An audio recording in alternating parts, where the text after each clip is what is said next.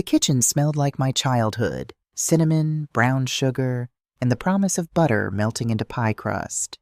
I pressed my palms into the dough, flour dusting my forearms as weak November sunlight filtered through the windows of our Connecticut home. 7 o'clock on Thanksgiving morning, and the turkey was already in the oven, filling every corner of the house with that particular warmth that only comes once a year. I'd been up since 5:30 the way I always was on Thanksgiving. 37 years of teaching had trained my body to wake before dawn, and even 3 years into retirement, I couldn't shake the habit. Not that I wanted to. There was something sacred about these quiet morning hours, just me in the kitchen and the promise of family gathering around our table. David shuffled in, still in his pajamas, silver hair sticking up on one side. "Coffee ready?" "Second pot's brewing." I smiled at my husband of 28 years. "First one's almost gone." He kissed the top of my head, squeezed my shoulder, and grabbed his mug, the chipped one that said "World's Best Engineer" that the kids had given him decades ago. "What time are they getting here?" "Owen said 8. Margaret's coming around 11 with the pies." David nodded, sipping his coffee, watching me work. After all these years, he knew when I had something on my mind. "You okay, Beck?" I paused, rolling pin hovering over the dough. Was I okay? I'd been asking myself that question for weeks now, ever since Owen and Laura's last visit. Something had felt off, but I couldn't quite put my finger on what. "Just thinking about last Thanksgiving," I said finally. "Remember how Laura was? So vibrant. She and Owen couldn't keep their hands off each other." "Young love," David smiled. "They're probably just settling into the reality of planning a wedding. It's stressful." Maybe. But the Laura I remembered from last year had laughed loudly, told stories about her marketing campaigns, challenged Owen good-naturedly when they disagreed about which restaurant to try or what movie to see. She'd been confident, self-assured, the kind of woman who walked into a room and lit it up. The last few times I'd seen her, at the engagement party in July, at dinner in September, that light had dimmed. Not extinguished, but muted somehow, like someone had turned down her brightness. I shook off the thought. I was probably just being an overprotective future mother-in-law, seeing problems where there were none. Owen was successful, handsome, well-mannered. He'd graduated top of his class at law school, made junior partner at his firm at 31. Everyone said Laura was lucky to have found him. The sound of tires on gravel pulled me from my thoughts. Through the window, I watched Owen's black Mercedes pull into the driveway, pristine as always, not a speck of dirt despite the late autumn weather. "They're here!" I called to David, wiping my hands on my apron. Owen emerged from the driver's side, all 6 feet of him unfolding with practiced grace. He'd always been a beautiful child, dark hair like mine, his father's strong jaw, and he'd grown into a striking man. Expensive navy sweater, perfectly pressed khakis. He was smiling as he rounded the car to open the passenger door. That's when I saw her. Laura stepped out, and my breath caught. She was wearing a cream cashmere sweater, probably Owen's choice. He'd always had opinions about her wardrobe, and dark jeans that hung loose on her hips. Too loose. She'd lost weight since September. Her collarbones jutted beneath the soft fabric, her cheekbones more pronounced in her delicate face. But it was her eyes that stopped me. Those warm brown eyes that had sparkled last Thanksgiving now looked tired, wary. She smiled as Owen took her hand, but the smile didn't reach her eyes. I dried my hands and hurried to the front door, David right behind me. The cold November air rushed in as I opened it, and there was Owen, arms full of flowers. "Happy Thanksgiving, Mom!" He wrapped me in a one-armed hug, his cologne expensive and strong. "You look great. Is that a new apron?" "Same one I've had for 10 years. I laughed, but I was looking past him at Laura, who stood slightly behind, clutching her purse. "Laura, sweetheart, come here." She stepped forward, and I pulled her into a hug. She felt fragile in my arms, like a bird. When had she gotten so thin? "It's so good to see you, Rebecca," she said softly. So softly I almost didn't hear her. "You can call me Mom, you know," I reminded her gently. "You're going to be family in 10 weeks. Something flickers across her face. Fear? Anxiety? but it vanished so quickly I wondered if I'd imagined it. "Of course, Mom." The words sounded rehearsed, like she'd practiced it in the car. Owen's hand found the small of her back, possessive. "Dad, how's retirement treating you?" David clapped Owen on the shoulder. "Can't complain. Got the game on if you want to watch. Giants are playing." "Perfect." Owen guided Laura inside, his hand never leaving her back. "Let me just help Laura get settled first." "Oh, I was hoping Laura could help me in the kitchen," I said quickly. "I'm running behind on the stuffing." Owen hesitated, his hand tightening almost imperceptibly on Laura's sweater. "Are you sure? Laura's not much of a cook." "I'd love to help," Laura said. But she was looking at Owen, not me, waiting for permission. The realization hit me like cold water. She was asking for his approval, with her eyes, with her body language, with the way she held her breath. "Of course you can help, babe." Owen kissed her temple, but his eyes swept over the kitchen behind me, cataloging, assessing. "Just don't let my mom work you too hard. You said you were tired from the drive." "I'm fine," Laura assured him. "Really?" He studied her for another moment before releasing her, trailing his fingers down her arm in a gesture that looked affectionate but felt like something else. A reminder, a claim. In the kitchen, I handed Laura an apron and pointed to the cutting board, already set up with celery, onions, and fresh herbs.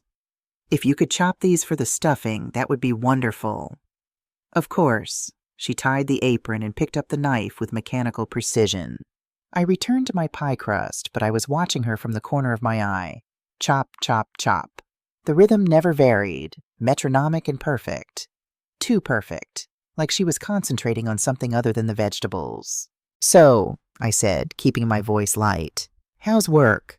Last time we talked, you mentioned that new campaign for the fitness app. It went well. Chop, chop. We exceeded our clients' expectations. That's wonderful. You must be so proud." A pause. Owen was proud. He came to the presentation. Owen was proud. Not I was proud. I filed that away. "And the promotion? Director of Marketing. You were so excited about it at the engagement party." Laura's knife stilled for just a moment. I decided not to pursue it." "Oh?" I sprinkled more flour on my work surface. "Why not? You'd be perfect for it.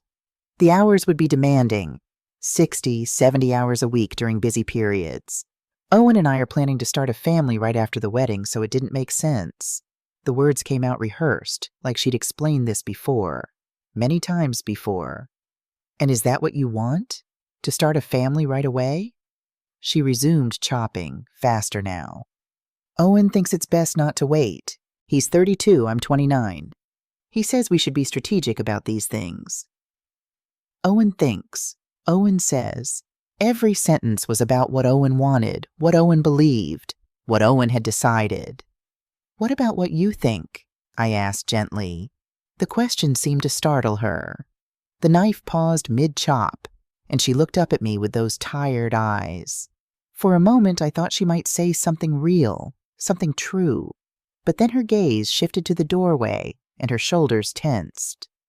"I think Owen and I are on the same page about most things." She smiled, but it was the kind of smile you give a dentist before they drill.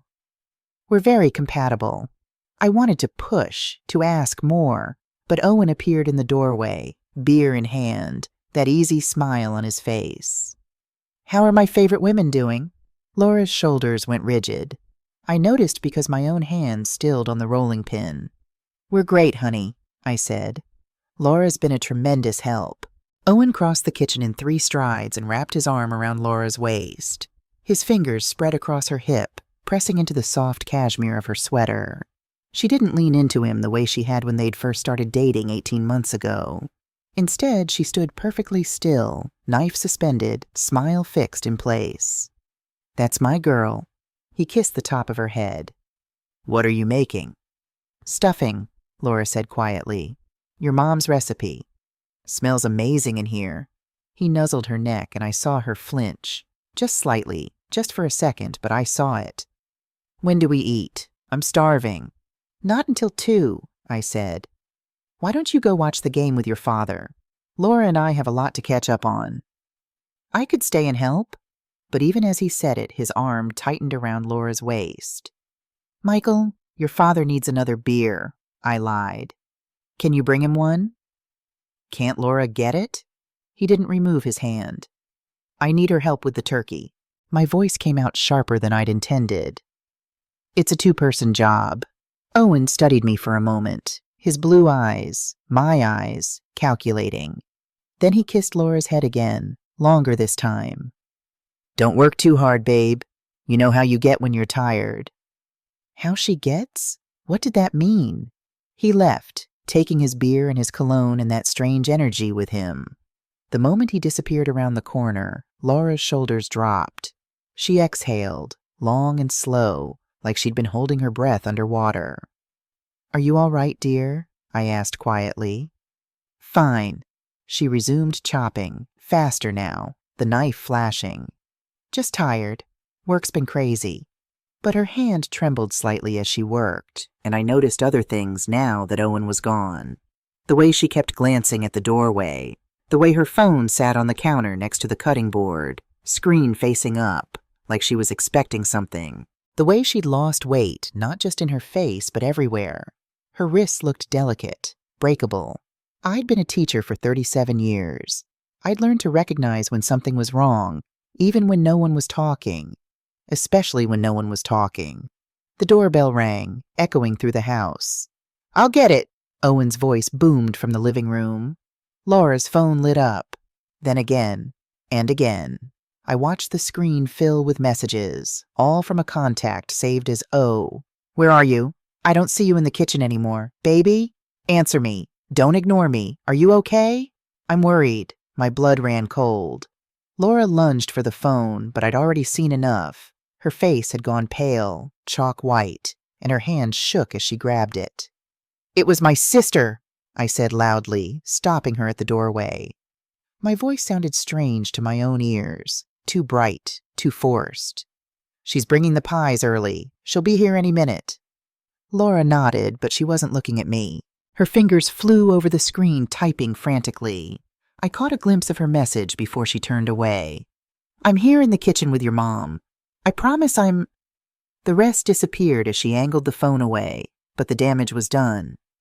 My son was texting his fiancée from the next room, tracking her location within our house, demanding to know where she was every second. And she was apologizing for it.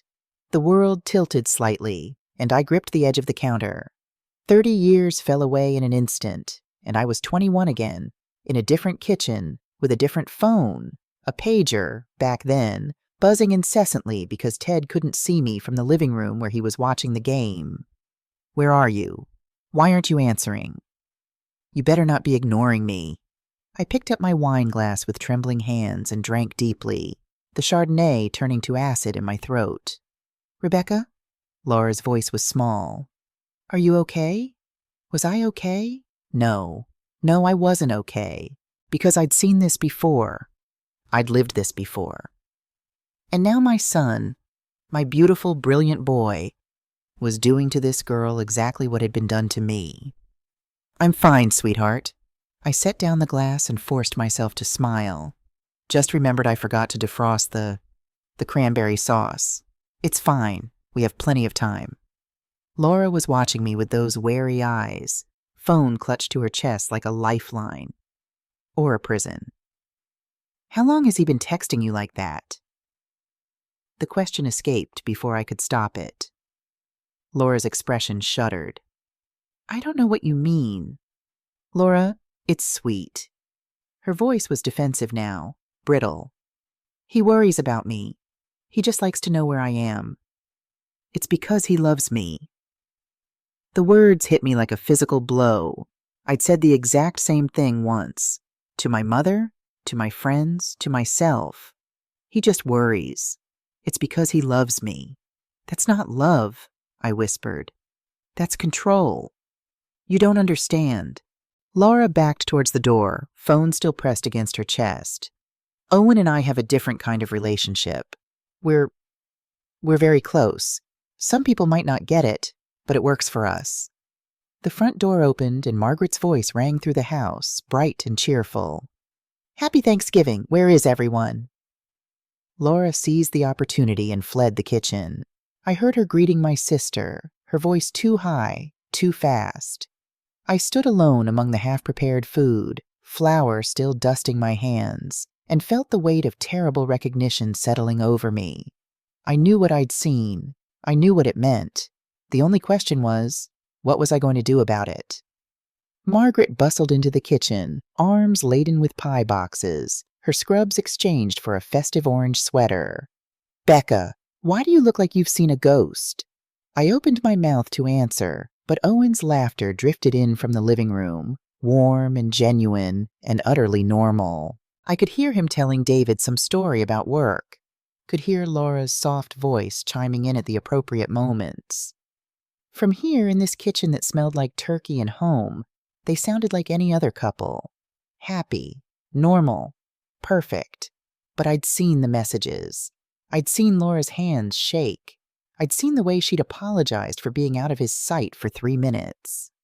"Later," I mouthed to Margaret, who frowned but nodded. I returned to my pie crust, but my hands moved automatically, my mind racing. I thought of Laura last Thanksgiving, vibrant and confident. I thought of the Laura chopping vegetables today, jumping at every sound, asking permission with her eyes. I thought of the girl I'd been at 19, then 20, then 21, slowly disappearing into someone else's idea of who I should be.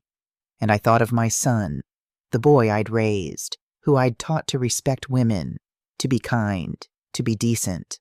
Where had it gone wrong? When had I love you become I own you in his mind? The turkey timer beeped, pulling me back to the present. Margaret was arranging pies on the counter, chattering about a difficult case at the hospital.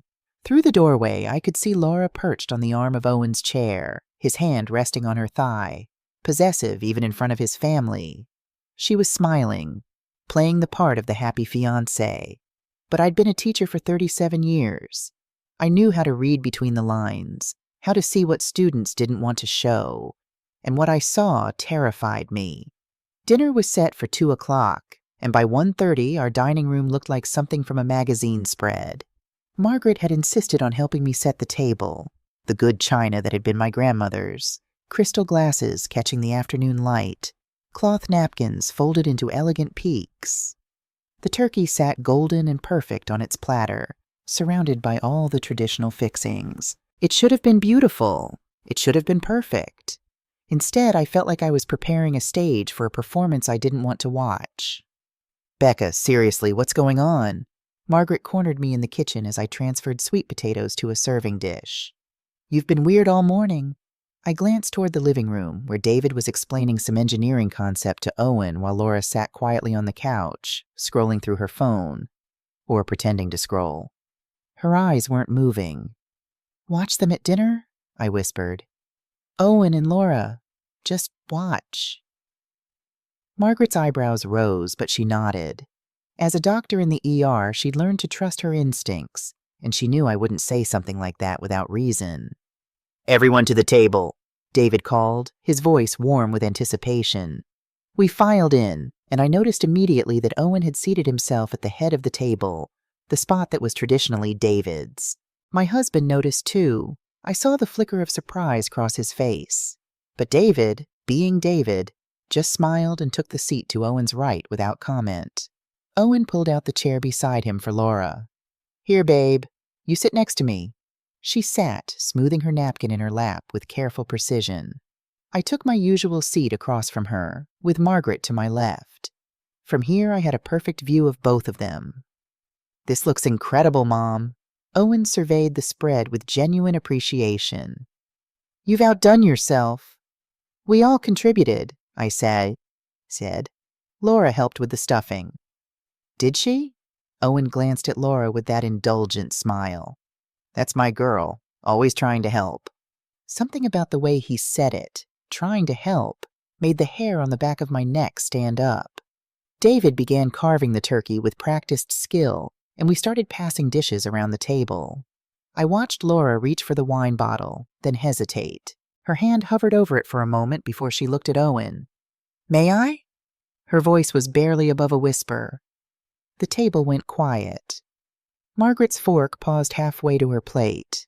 "Of course, honey." Owen's smile never wavered. "Just one glass, though, remember? You mentioned wanting to lose a few pounds before the wedding. Don't want that dress to need more alterations." Laura's face flushed pink.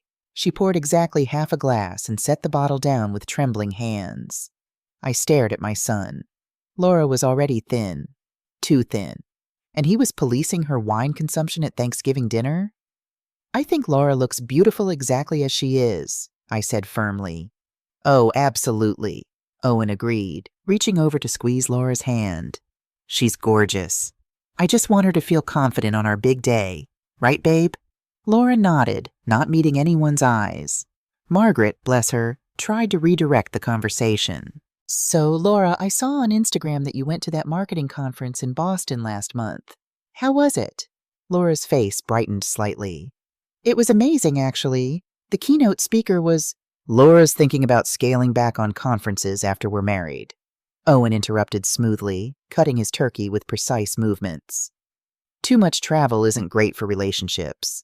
We want to prioritize quality time together." "I didn't realize you'd decided that," Laura said quietly. "We talked about it, babe.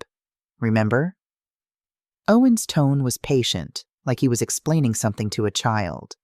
"After that conference in Chicago where you were gone for 4 days, you agreed it was too much time apart." Had she agreed, or had he worn her down until she stopped arguing? "What about the director of marketing position?" Margaret pressed, and I could have kissed my sister. "You were so excited about that in July. She decided not to pursue it," Owen answered before Laura could open her mouth. "The hours would be insane, 60, 70 hours a week during campaign launches. We're planning to start a family right away, so it didn't make sense to take on that kind of commitment." "Laura," I said deliberately, looking directly at her, "what did you want? Originally, I mean, before you and Owen discussed it." Laura's eyes met mine for just a second, and I saw something there, a flash of the woman she used to be, trapped behind glass. Then her gaze shifted to Owen, and the moment was gone. "Owen's right," she said softly. "The timing wasn't good. There will be other opportunities." "Of course there will," Owen said, his hand covering hers on the table. To anyone else, it would have looked affectionate, but I saw how his fingers pressed down, pinning her hand to the tablecloth. "I want Laura to have every opportunity. I just want to make sure we're building our life together strategically. That's what partnership is about." Partnership. The word tasted like ash in my mouth. David, oblivious to the undercurrents, raised his glass. "Well, I'd like to propose a toast. To Owen and Laura, and to the marriage we'll be celebrating in just 10 weeks. May you have many happy years together." "Hear, hear," Margaret echoed, but her eyes were on me. Owen stood, still holding Laura's hand. "Actually, I'd like to say something." He looked around the table, his expression earnest and open. This was Owen at his best, charming, articulate, the son who'd made us so proud. "I know I don't say this enough, but I'm grateful to be here. Growing up, I wasn't always the most confident kid." That was true. Owen had been bullied mercilessly in middle school for being too skinny, too quiet, too focused on his studies. I remembered finding him crying in his room more than once, remembered the parent-teacher conferences about the other boys who made his life hell. "I worked hard to become someone people would respect," Owen continued. "Someone successful, someone worthy." His voice caught slightly, and I felt my heart twist. And for a long time, I thought that would be enough.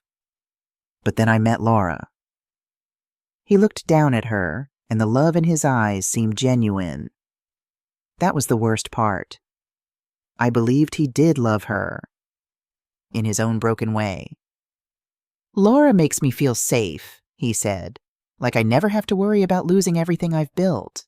She's loyal, supportive, and she understands that when you love someone, you prioritize them above everything else. That's rare. That's precious." Laura was staring at her plate, tears glittering in her eyes. "So here's to us, babe." Owen raised his glass. "To building a life where we never have to be afraid of being alone again." We all drank, but the wine tasted wrong. Because I'd heard what Owen said. and I'd heard what he meant beneath the words. She's loyal. She doesn't leave, even when she should. She prioritizes me. She's given up everything else. We never have to be afraid of being alone. I'll make sure she has no one else. The rest of dinner passed in a blur of forced conversation and careful silences.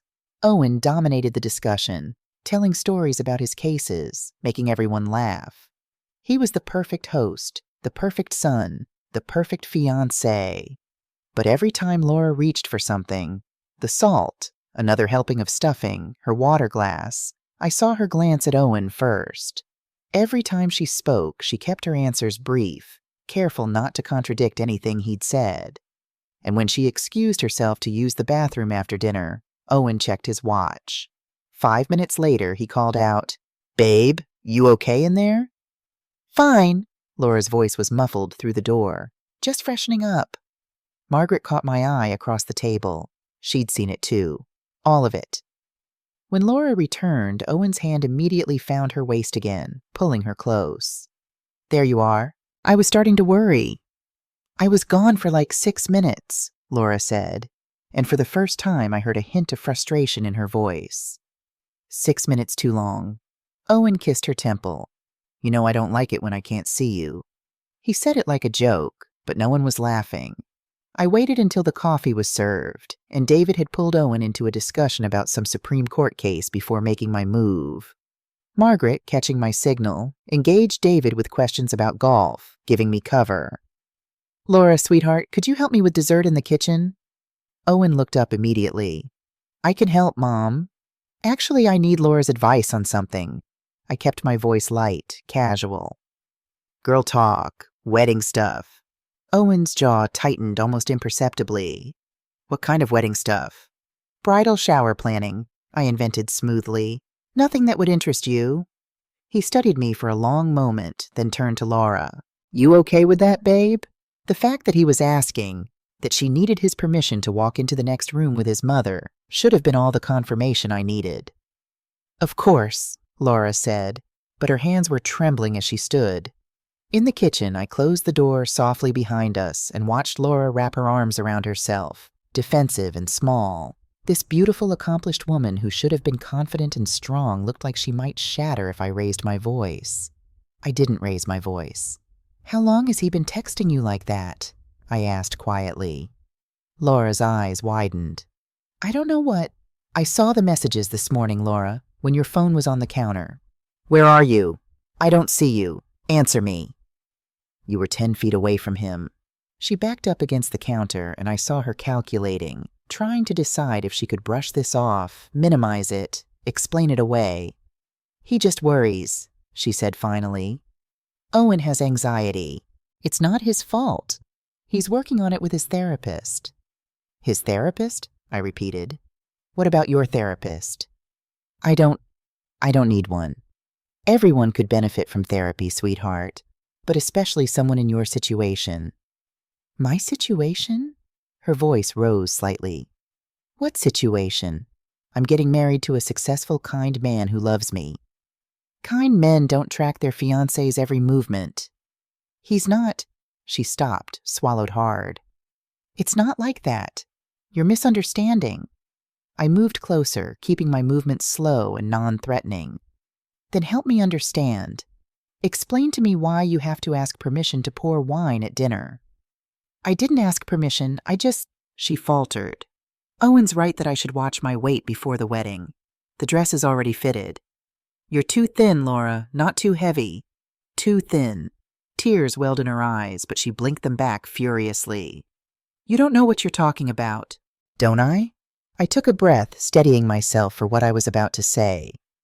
"When's the last time you saw Sophie, your best friend? The one you used to post about constantly on social media?" The question hit its mark. Laura's face crumpled slightly before she regained control. "Sophie and we grew apart." "Or did Owen convince you she was a bad influence?" "She was!" The words burst out, defensive and desperate. She was always criticizing Owen, saying he was too controlling, too jealous. She didn't understand our relationship. She was trying to sabotage us. Or she was trying to protect you. From what? From a man who loves me? From someone who actually wants to spend time with me and know where I am? Some people would kill for that kind of attention. I'd said the exact same thing once. To my mother, who'd tried to warn me about Ted. I'd defended him with the same passion, the same desperation. What about your promotion? I pressed, gentle but relentless. Director of marketing. Last Christmas you couldn't stop talking about it. You said it was your dream job. The hours? I'm not asking about the hours.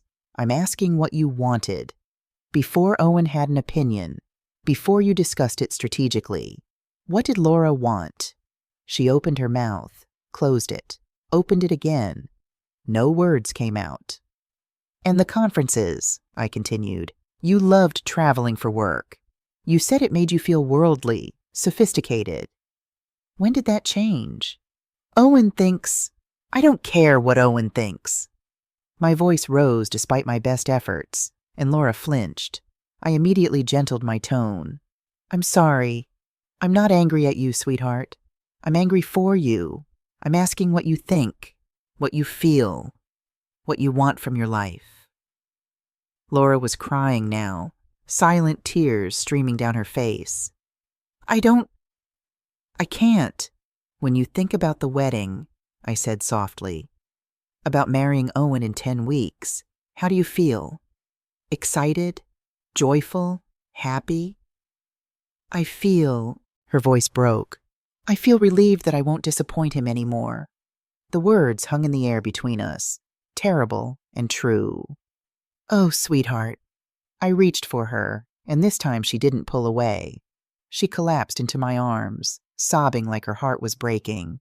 And maybe it was. Maybe it had been breaking for months, so slowly she hadn't noticed until now. I love him, she gasped between sobs. I do. I love him. He's successful and smart, and everyone says we're perfect together. My parents adore him. He's going to make partner at his firm by 35. We'll have a beautiful house, beautiful children. Everyone says I'm so lucky. And what do you say? I stroked her hair, this girl who was supposed to become my daughter-in-law, and felt my heart breaking too. For her, for my son, for all of us. I say, she pulled back, looking at me with red, swollen eyes. I say I can't remember the last time I made a decision without asking him first. I can't remember the last time I went somewhere without telling him exactly where I'd be and when I'd be back. I can't remember what it feels like to just breathe without worrying that I'm doing something wrong. Laura, he checks my email, she whispered.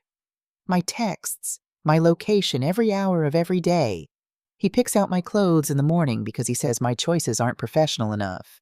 He got angry when a male coworker gave me a ride home when my car broke down. Said the guy was clearly interested, and I should have called Owen instead, even though Owen was in court and wouldn't have been available for 3 hours. She was talking faster now, words spilling out like water from a broken dam. I'm not allowed to talk to my brother James anymore because Owen thinks James is jealous of what we have. I had lunch with a girlfriend from college last month, and Owen called me 16 times during the meal. 16 times in 90 minutes. When I got home, he said she was trying to turn me against him, that she'd always been jealous of my success, that I should be more careful about who I trust. Her hands were shaking violently now. I can't remember the last time I chose what to eat for dinner, or what movie to watch, or what to do on a Saturday without consulting him first. And the worst part? Her voice dropped to a whisper. The absolute worst part is that I started believing him, that I need him, that I can't function without his guidance, that I'm lucky he loves me enough to care this much. I pulled her close again, and she sobbed into my shoulder while my mind raced. This was worse than I'd thought. So much worse. Listen to me, I said when her sobs quieted to hiccups. Listen very carefully. None of what you just described is love. None of it is normal. None of it is okay. But Owen says, I don't care what Owen says. I held her shoulders, made her look at me. Laura, I need to tell you something. Something I've never told Owen. Something I've barely told anyone. She wiped her eyes, confused. What? I took a breath, steadying myself. Before I married David, I was married to someone else. His name was Ted. I was 19 when we met, 20 when we married, 22 when I finally left. Laura's eyes widened. Ted was charming, successful. Everyone loved him. And at first I loved him too. He was attentive, always wanted to know where I was, who I was with. It felt like love. It felt like someone finally cared about me enough to really pay attention. The memories came flooding back, painful, sharp, undeniable. But then he wanted my passwords, just to feel close to me, he said. Then he wanted to know my schedule every day, hour by hour. Then he started commenting on my clothes, my makeup, my friends, always framed as helpful suggestions. That skirt's a little short, don't you think? That friend of yours seems like trouble. Maybe you should call your boss and tell him you can't work late anymore. I miss you when you're gone. Laura had gone very still, listening. By the end, I had no job. He'd convinced me to quit because my boss was inappropriate. I had no friends. He'd systematically made me cut ties with anyone he viewed as a threat. I couldn't go to the grocery store without calling him when I arrived and when I left. I couldn't make a decision about anything without his approval. My voice hardened. And I believed I deserved it. That I was lucky to have someone who loved me that much. That I was the problem for being ungrateful. How did you leave? Laura whispered. My mother helped me. She'd been trying to reach me for months, but Ted screened all my calls. One day she just showed up at our apartment when Ted was at work. She took one look at me. I'd lost 30 pounds. I was barely sleeping. I jumped at every sound. And she said, "You're coming with me right now." I smiled sadly at the memory. I tried to argue. Said she didn't understand that Ted loved me, that I couldn't just leave. And she said, "If you stay, you'll die. Maybe not today, maybe not next year, but eventually there will be nothing left of you. Just a shell doing what he wants." So I left, and it took me 3 years of therapy to rebuild myself. Laura was crying again, but silently now. "Rebecca, I see myself in you," I said. "I see my 19-year-old self, making excuses, accepting less and less until there's nothing left. And I see Ted in my son." The words tasted like poison, but they were true. "And it's destroying me, Laura, because I love Owen. He's my child, but I love what's right more than I love making excuses for him. What do I do?" Her voice was so small. "The wedding is in 10 weeks. Everyone's coming. My dress is altered. The deposits are paid. My whole family. None of that matters." I gripped her shoulders. "Not the dress, not the deposits, not what people will think. The only thing that matters is your safety and your freedom." "But I love him." She was sobbing again. "I do. I know it's broken. I know it's wrong, but some part of me still loves him." "I know." I pulled her close. "I loved Ted too. That's what makes it so hard. But loving someone who hurts you doesn't make the hurt acceptable. It just makes it harder to leave." She cried for a long time, her whole body shaking. Through the kitchen door, I could hear Owen's voice in the dining room, laughing at something David said. Normal, charming, the son everyone was proud of. When Laura finally pulled back, her face was blotchy and swollen, but something had changed in her eyes. A spark of determination, maybe, or just desperation. I wasn't sure which. "I don't know how to leave," she whispered. "He'll be so angry. He'll say I'm overreacting, that I'm throwing away our future. He'll call my parents and tell them I'm being irrational. They'll believe him. They always believe him." And there it was, the final piece of the puzzle clicking into place. "Your parents know?" I asked carefully. "They've seen how he is with you?" Laura nodded miserably. "My mom said I should be grateful. That Owen is successful and handsome and from a good family. That I'm 29 and my biological clock is ticking. That most men wouldn't be as devoted as Owen is." She laughed bitterly. "Devoted? That's the word she used, like his surveillance is romantic. White-hot anger flooded through me. Her own parents. The people who were supposed to protect her had chosen Owen's money and status over their daughter's well-being. Then you're not going back to them either, I said firmly.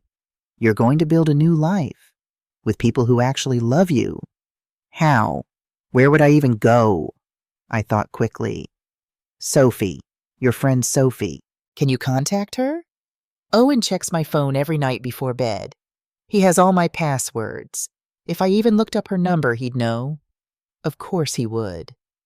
Use my phone, right now. Go into the bathroom, lock the door, and call her. Ask if you can stay with her for a few days. Don't explain everything yet. Just say you need space and you'll explain later. What about Owen? What will we tell him? Let me worry about Owen. I handed her my phone. You just worry about getting safe.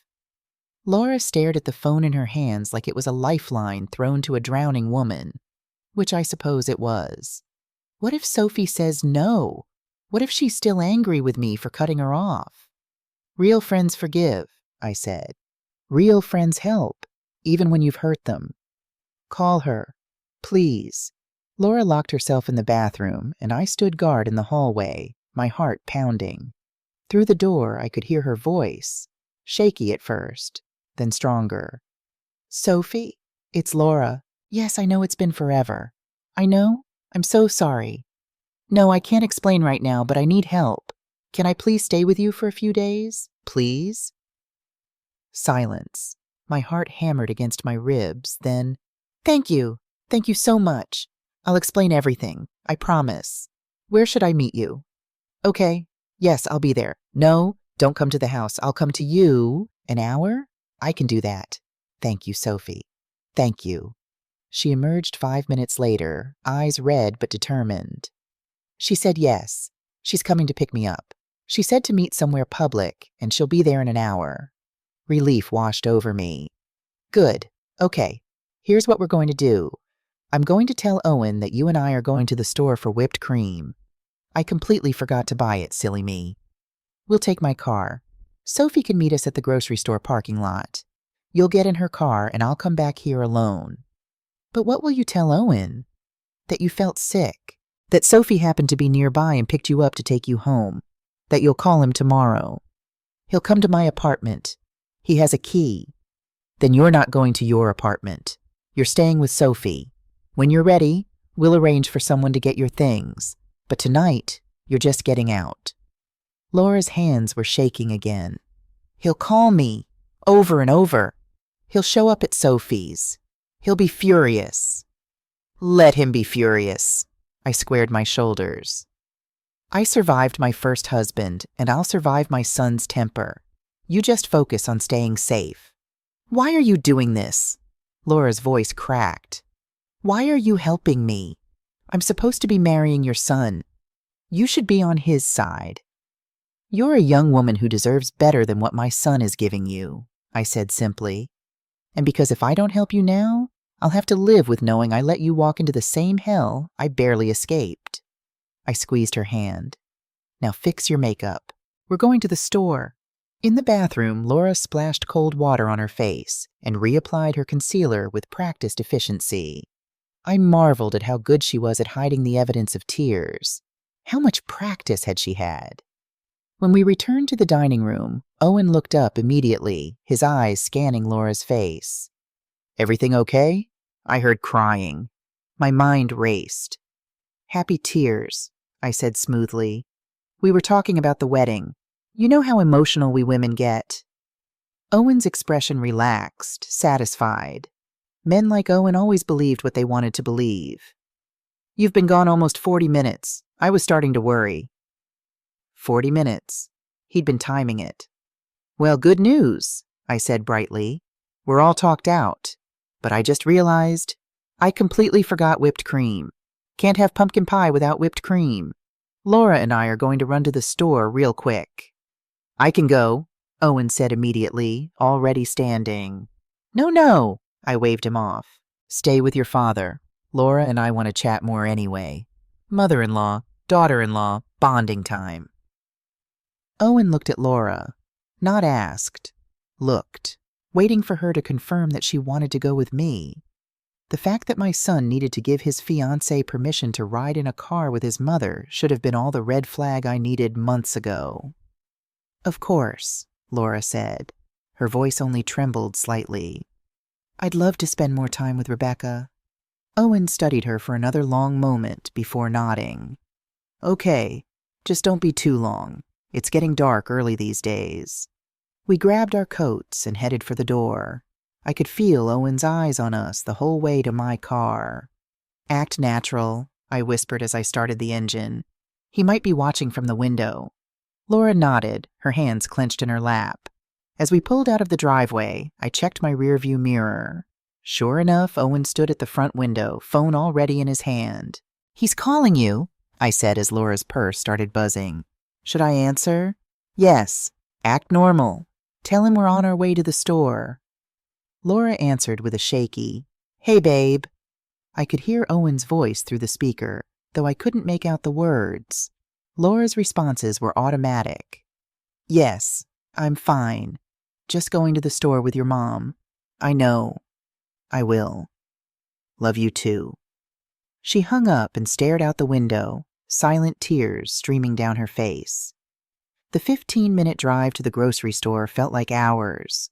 Laura's phone buzzed 3 more times. All Owen. Each time she showed me the screen. Drive safely.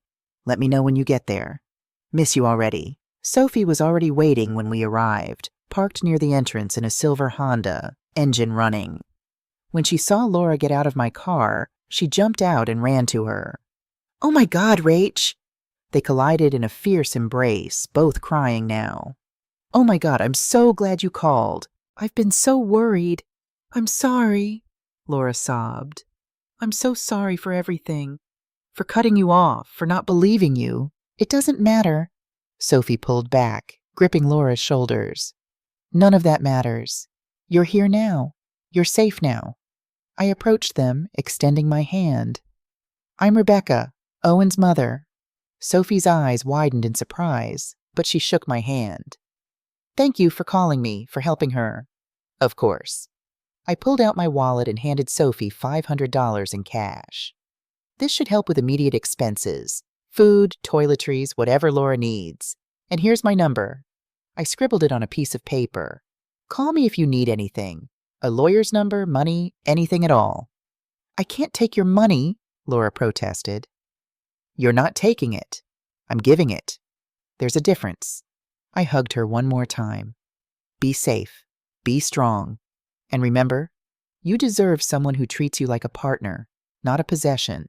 What will you tell Owen? Laura asked, fear creeping back into her voice. The truth, or enough of it. I managed a smile. Don't worry about Owen. That's my job now. You just focus on healing. Sophie guided Laura to her car, supporting her like she might collapse. Before getting in, Laura turned back one more time. Rebecca, thank you for seeing me. Really seeing me. My throat was too tight to speak, so I just nodded.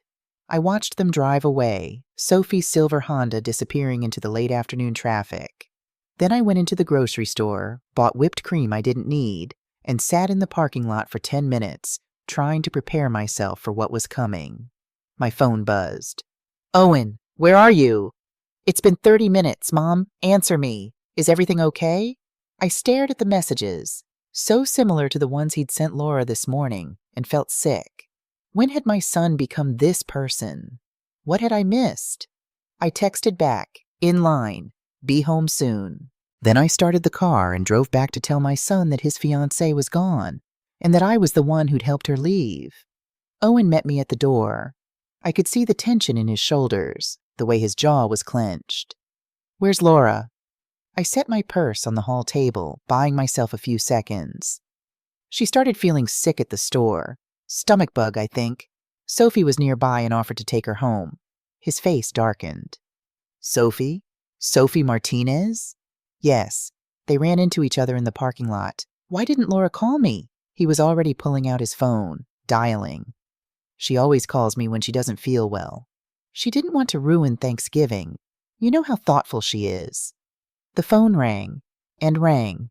Voicemail. Owen's fingers tightened around his phone. He dialed again. Voicemail again. She's not answering. His voice had an edge now, sharp and dangerous. She always answers. David appeared from the kitchen, reading the room immediately. Son, give the girls some space. If she's sick, she's probably in the bathroom. You can check on her tomorrow. I need to make sure she's okay. Owen grabbed his keys from the bowl by the door. I'm going over there. Owen. David's voice was firm in that way it rarely was. Give her the night. She'll call when she feels better. Owen looked at his father like he'd been slapped. Then his gaze swung to me, suspicious and cold. What did you say to her? What do you mean? In the kitchen. You two were in there for almost an hour. What did you talk about? My heart hammered, but I kept my voice steady. Wedding planning. Mother-in-law advice. Girl talk. Bullshit. The word came out like a gunshot. Margaret, still in the dining room, went silent. You said something. You did something. Laura would never ignore my calls. Maybe she's learning that she doesn't have to answer every time you demand it, I said quietly. The air in the room went electric. What the hell is that supposed to mean? It means you texted her 12 times this morning from the next room. It means she had to ask your permission to pour wine. It means she's terrified of making a decision without your approval. Owen's face went white, then red. You have no right to interfere in my relationship. She was crying in my kitchen, Owen. Shaking, telling me about how you control every aspect of her life. Control? He laughed, sharp and bitter. I protect her. I guide her. She needs me. She'd be the first to tell you that. Would she? I stepped closer. Or would she say what you want to hear because she's learned that disagreeing with you has consequences? David moved between us. Everyone calm down. Let's talk about this rationally. There's nothing to talk about. Owen shoved past his father, heading for the door. I'm going to find my fiancée, and when I do, you're going to apologize for whatever poison you put in her head. She's not at her apartment, I said. He froze, hand on the doorknob. How do you know that? Because she's not going back there. She's somewhere safe. Somewhere you can't track her, control her, or manipulate her. Owen turned slowly. The look on his face. God, I'd never seen him look like that. Devastated, betrayed, furious. You helped her leave me. It wasn't a question. Yes, you're my mother, his voice cracked. You're supposed to be on my side. I am on your side, I said, my own voice breaking. I'm trying to save you from becoming someone I don't recognize, someone I'm terrified of. Terrified? He laughed wildly. Of me? I've never laid a hand on her. I've never hurt her. There are 1,000 ways to hurt someone without ever raising a fist. I took a breath, steadying myself. Owen, I need to tell you something. Before I married your father, I was married to someone else. He stared at me, confused. What? His name was Ted. I was 19. He was a lot like you, successful, charming, attentive.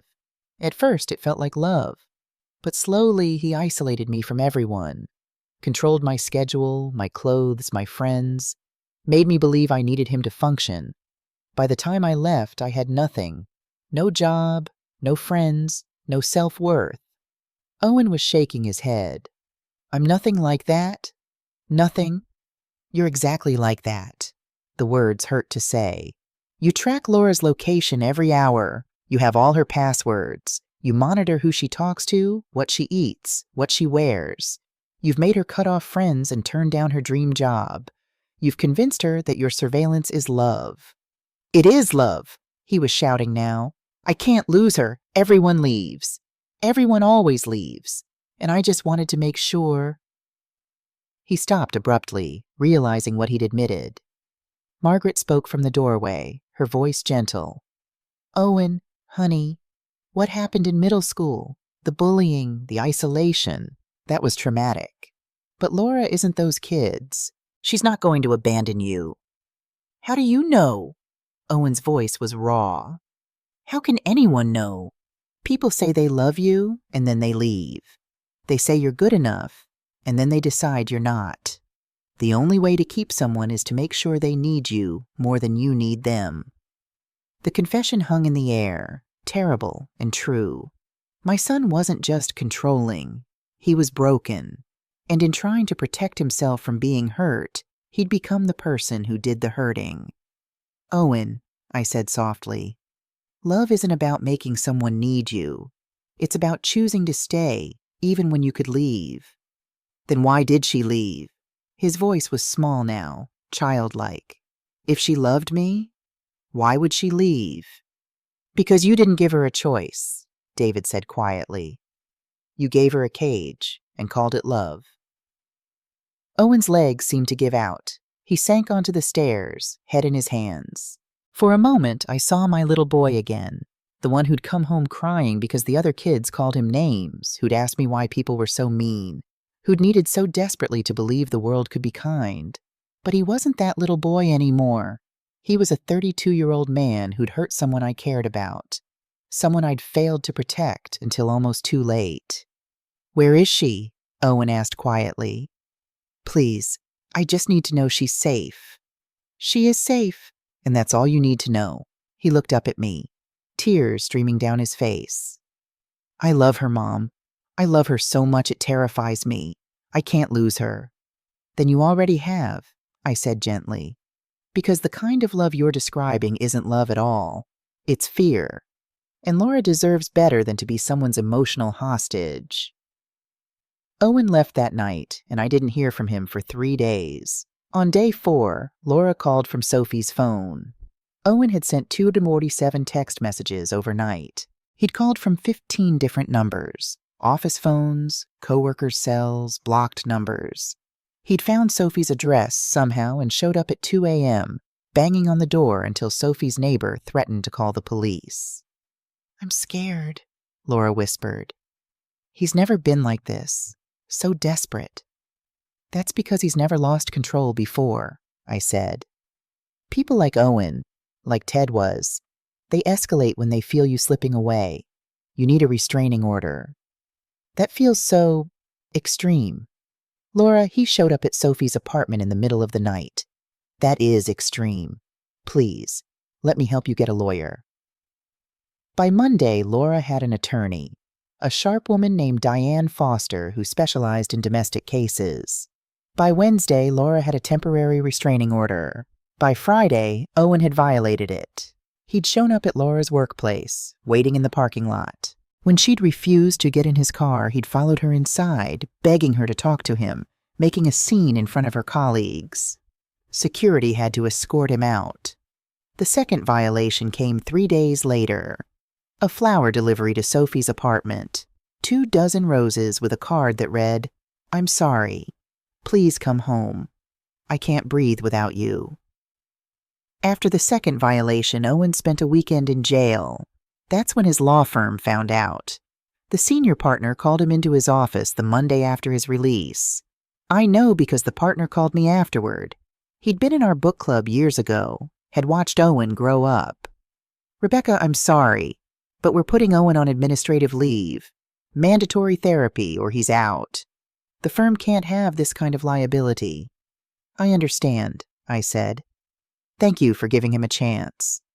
He's a good attorney, brilliant even, but this behavior," he sighed. "He needs help, real help." 4 weeks after Thanksgiving, Owen appeared on my doorstep. I almost didn't open the door. David put his hand on my shoulder, a silent question. I nodded. Together, we faced our son. Owen looked terrible. He'd lost weight, had dark circles under his eyes, stubble on his jaw. But there was something different in his expression, something that looked almost like humility. "Please," he said. "Just, please listen." We stood on the porch, the 3 of us, cold December wind cutting through our clothes. "I've been in therapy," Owen said. "Intensive therapy, 3 times a week. Dr. Patterson specializes in people like me." He couldn't meet my eyes. "Anxious attachment disorder, that's what she called it. From the bullying, from always feeling like I wasn't enough, from..." He swallowed hard. From a lot of things. That's good, I said carefully. I'm glad you're getting help. I'm not making excuses. He looked up then, and I saw tears in his eyes. Nothing excuses what I did. How I treated Laura.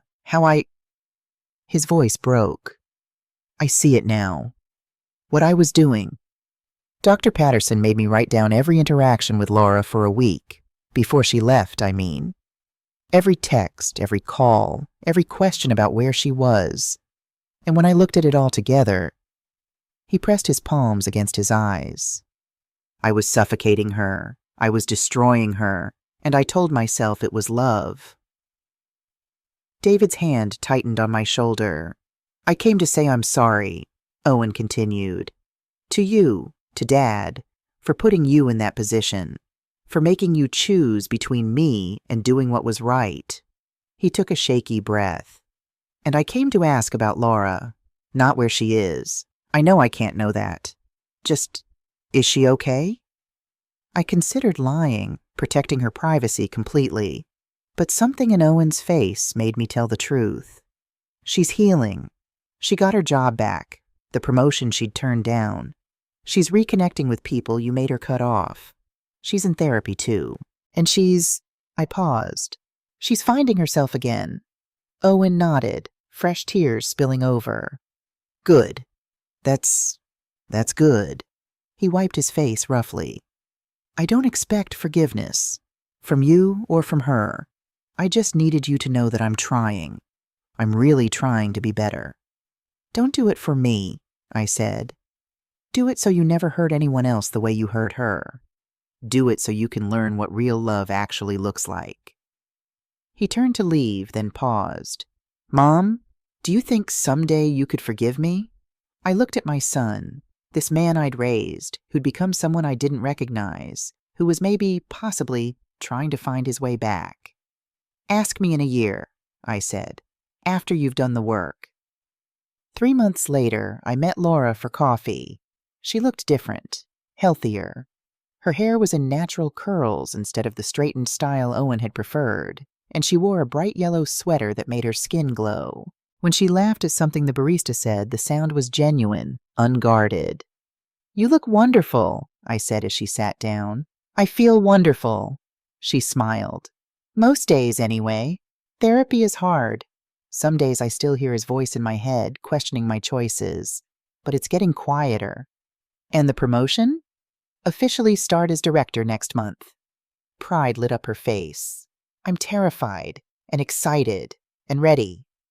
What about socially? She blushed. I'm seeing someone, a teacher from my yoga class. We're taking it very slow.